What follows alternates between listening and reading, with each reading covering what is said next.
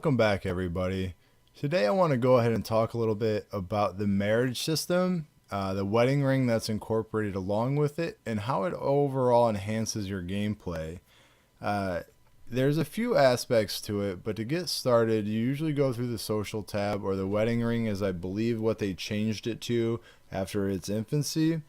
And on the marry tab, you can choose who you want to marry. Now, they have to be on your same server, obviously.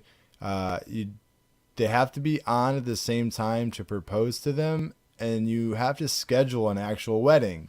Now, it does cost a few rubies or diamonds to go ahead and book this, but overall, it's definitely worth it in the long run. If you go to the actual store, you have multiple options as far as what you want to buy for your ring. You can get, creative and drop quite a bit of money if you want. I personally haven't.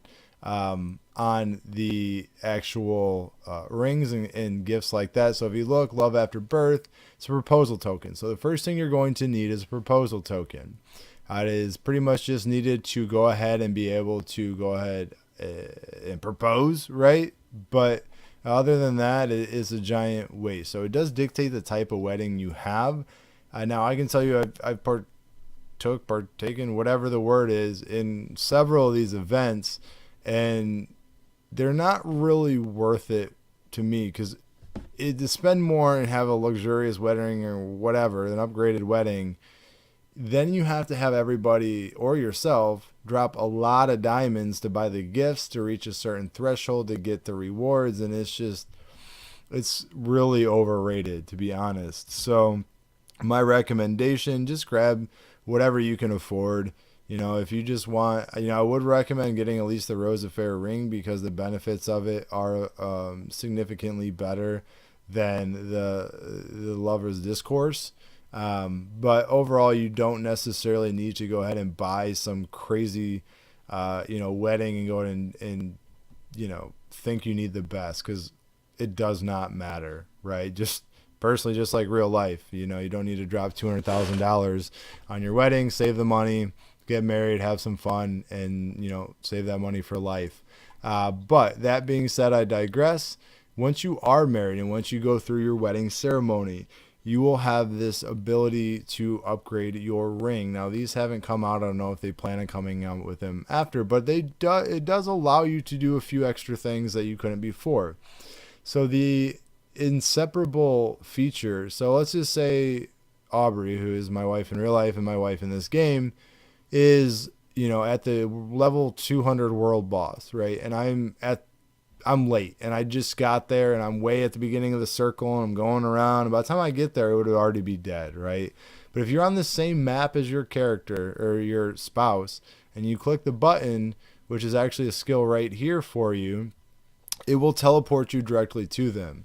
So it comes in handy. It's got quite a large cooldown, but it's something handy that in a pinch you need it. It'll save you some time. The passives are kind of cool too. So while you're married, you'll see, and these do level up, you can gain a little bit more experience from slaying monsters. Both married partners, when they're online, you recover more health points. Trigger every 50 seconds and deal 221 damage to 3 nearby enemies. So you get a little bit of everything, right? You get increased attack, you get an actual attack, you get better health recovery, and you get better experience. So overall, you get married, okay? It's better now.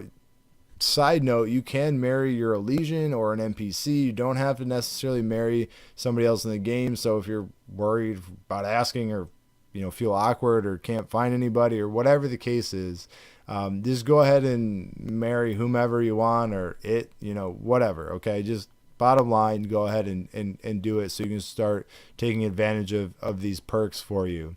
You will gather I shouldn't say random, but you'll gather resources for this, roses, basic, medium, and advanced, just like anything else, and they are used to upgrade these 3 skills, okay? So as you can probably imagine, the Apocalypse is your attack, the green or the Resolution is your hit points and resilience, and the Blessed is your defense and dodge. So it boosts pretty much every aspect of your character. or at least the main three, as I kind of mentioned a little bit in my character selection video when I break down the different types of characters. Helps you balance your character out, and just get overall better, right? Across the board, there's not anything that really misses here. So what it also unlocks for you is in your group events, you have what's known as the demonic jungle. Now you can do this solo, so you will acquire these regardless. But it allows you to go ahead and do it with a partner. So until you're strong enough to go ahead and do it on your own, it's nice to have a little help there, okay?